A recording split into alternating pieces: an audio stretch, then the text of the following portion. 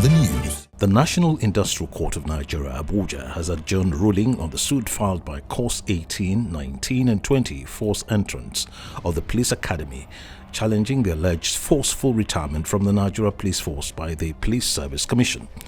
The court had earlier slated Tuesday to deliver the ruling, but when the matter was called, the trial judge, Justice R.B. Hastrop, announced that the ruling was not ready. The judge consequently adjourned the ruling till March 17 and ordered that hearing notices be served on the second and third defendants in the matter.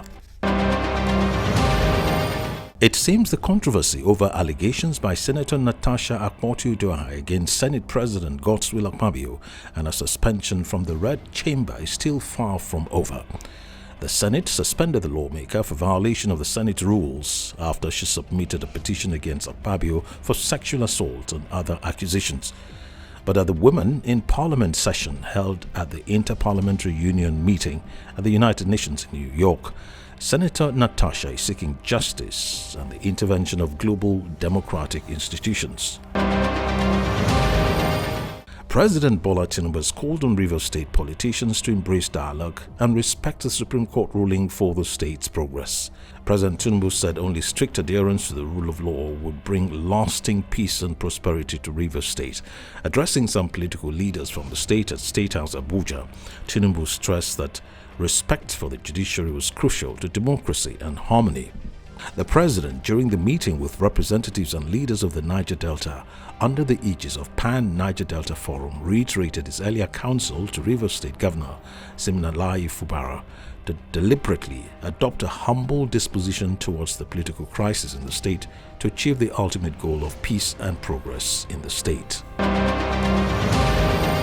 On the foreign scene, Ukraine has agreed on an American proposal for a 30-day ceasefire and negotiations with Russia in talks in Jeddah. In the first high-level U.S.-Ukraine meeting since President Zelensky's White House exchange of words with President Trump, the U.S. agreed to restore military aid and pledged to conclude a deal on Ukrainian minerals as soon as possible. Reports also say Ukraine expressed readiness to accept the U.S. proposal to enact an immediate interim 30-day ceasefire, which can be extended by mutual agreement of the parties.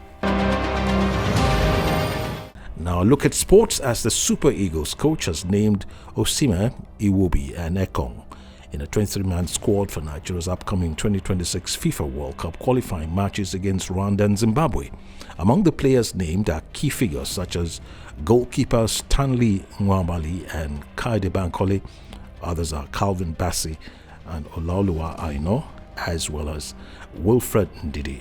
Also in the final list are defenders Bruno Oyemechi, Bright Osai, and others. Paris Saint-Germain has stepped into the quarterfinals of the Champions League after beating Liverpool 4-1 in a penalty shootout to win an epic last 16 tie between the clubs, trailing 1-0 from last week's first leg in Paris. PSG leveled the tie on aggregate thanks to Ousmane Dembele's early strike at Anfield.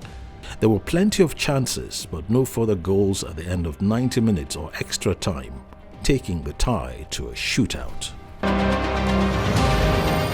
In entertainment, despite being sentenced to 30 years, R. Kelly says he's still writing music in prison and fighting for freedom. R. Kelly may be in prison for the next several decades, but he has said that he's not letting that stop him from making music. In an interview with the podcast Inmate, the singer and convicted sex trafficker said he's still writing songs at a rapid rate. He also claimed that his legal fight isn't over.